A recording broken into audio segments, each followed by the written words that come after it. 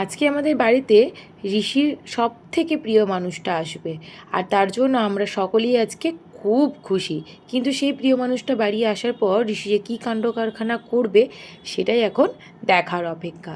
এখন ঋষিকে বসিয়েছি লাঞ্চ করাতে, আর আজকের ব্লগটাকে স্টার্ট করছি 12:30 থেকে।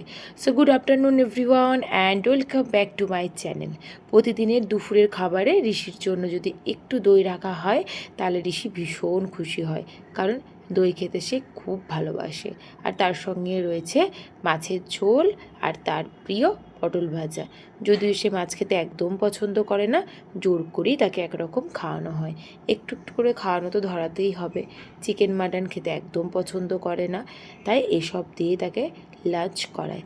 চলুন দেখিয়ে নিই আমাদের লাঞ্চের মেনুটা কী। পটল ভাজা, তার সঙ্গে রয়েছে মাছের মাথা ভাঙা দিয়ে আলু দিয়ে টমেটো দিয়ে টকটক করে একটা টক, আর তার সঙ্গে ওই যে বললাম মাছের ঝোল, আর এই যে মুসুরির ডাল। ঋষির লাঞ্চ কমপ্লিট হলো, আর আমি আর ঋষির পাপা একসঙ্গে বসে পড়েছি লাঞ্চ করতে। আজকে আর সাজিয়ে গুজিয়ে লাঞ্চ করার মতন সময় নেই, এত খিদে পেয়েছে লাঞ্চটা ঝটপট সেরে নিই। বর্ষার সময় বৃষ্টি হবে এর তো স্বাভাবিক, কিন্তু কন্টিনিউ যদি বৃষ্টি হয়ে যায় দিনের পর দিন তাহলে কেমন হয় বলুন তো। আর বৃষ্টিগুলোরও যেন শত্রুতা রয়েছে। কার সঙ্গে শত্রুতা? আমাদের ঘুরতে বেরোনোর সঙ্গে। ঠিক ঘুরতে বেরোনোর সন্ধ্যের সময় বিকেলবেলায় বৃষ্টি স্টার্ট। আজকে ইচ্ছে রয়েছে যে ঋষি পাপা আমি ঋষি তিনজনেই যাব, যেহেতু শ্রাবণ মাস স্টার্ট হচ্ছে, তাই গ্রিন কালারের চুড়ি পরবো।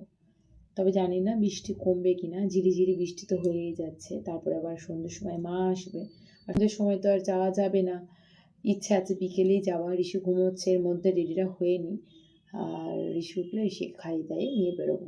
তবে বৃষ্টি তো এখনও কমেনি, আর ঋষির পাপাও বাড়ি আসেনি। তার শাশুমার জন্য কী যে বাজার করছে আমি জানি না। আমি আলটিমেট রেডিটা হয়ে বসে থাকি, তারপরে সে উঠলে তাকেও খাইয়ে নেবো, আর ঋষির বাবা বাড়ি আসলে পরে তাকে বলবো যে চলো, দিয়ে যাবো। কিন্তু তার মাঝখানে যদি বৃষ্টি বাধা হয়ে দাঁড়ায় তাহলে তার কিচ্ছু করার নেই।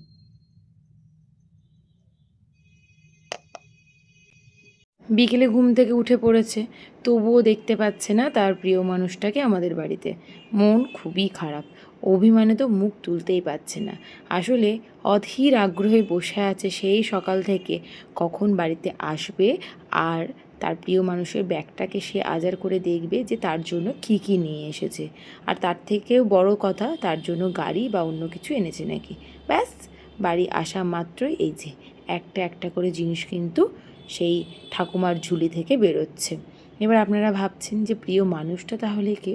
তার সব থেকে প্রিয় মানুষ হচ্ছে তার মা।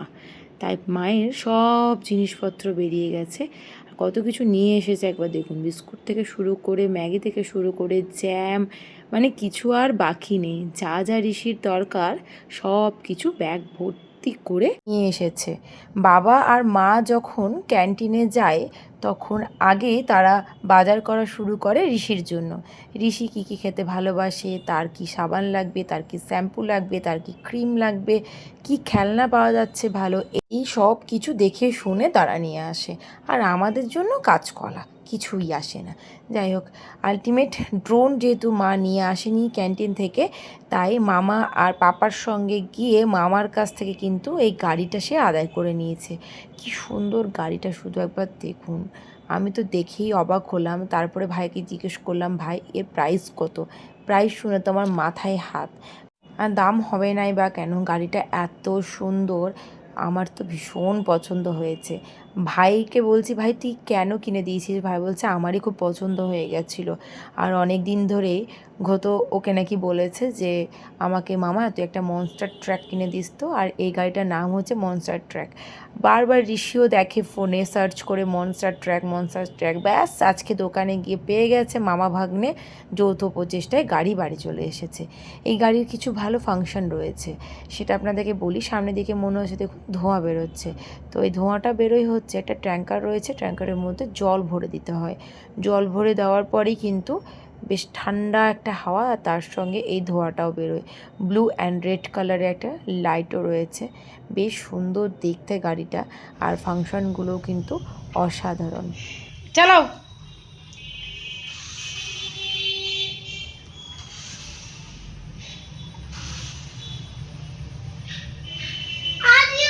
রিমোটটা দেখি কেমন, বাহ। গাড়ি নিয়েই তো সারা সন্ধে কাটলো, এখন তো প্রায় রাত্রি হয়েই আসলো, কিন্তু গাড়ি চলেই যাচ্ছে আর ট্রাঙ্কারে জল ভর্তি করেই যাচ্ছে। তবে অনেকক্ষণ কিন্তু চার্জ থাকছে, এটা একটা খুব ভালো ওই গাড়িটার বেনিফিট। যেহেতু প্রাইসটা একটু হাই, তাই ব্যাটারি কোয়ালিটি কিন্তু খুব ভালো, বেশ সুন্দর ব্যাকআপ দিচ্ছে। ঋষি তার গাড়ি চালানো চলছে, চলুক, আমরা চললাম এখন ডিনার করতে। ডিনার করে আসার পর ঋষির গাড়িটাকে একটু চার্জে বসাতে হবে, অনেকক্ষণ চললো তো। আর এই যে গাড়ি চার্জে বসে গেছে, এদিকে মামা, মা, তার সঙ্গে তার আর এক মামা, ঋষি, সবাই মিলে, আর এদিকে আমি আর ঋষির পাপা রয়েছি, গল্প গুজব আমাদের চলছে। ডিনার কমপ্লিট, এখনই তো ঘুমানো যাবে না, সবাই আমরা অনেক দিন পর একসঙ্গে হয়েছি, ব্যাস তাই একটু গল্পে মেতে উঠেছি। তবে এবার বিছানাপত্র একটু ঠিকঠাক করতে হবে, চললাম ওই ঘরে। সারাদিন ধরে আজকে আমরা দুজনে খুবই ব্যস্ত ছিলাম, গল্প করার টাইমই পাইনি, তাই দুজনে বসে এই বিছানাপত্র ঠিকঠাক করে একটু গল্প গুজব করে নিলাম, আর মাঝে ঋষির পাপাকেও একটু ক্লিপে নিলাম, ব্যাস তারপরে আবার চলে এসেছি আমাদের আড্ডা ঘরে আড্ডা দিতে। এদিকে মামা ভাগ্নে জড়িয়ে ধরে শুয়ে পড়েছে, ঘুম সবারই আসছে, কিন্তু ঘুমোতে কারোর ইচ্ছা করছে না, কারণ গল্পে আমরা এখন ব্যস্ত। এই সুন্দর মুহূর্তগুলোকে ক্যাপচার করে না রাখলে হয় বলুন? কিন্তু এই যে দুষ্টু ঋষির পাপা কিছুতেই ক্যামেরার মধ্যে আসতে চায় না। যাই হোক, এরই সঙ্গে সবাইকে জানালাম good night and sweet dream.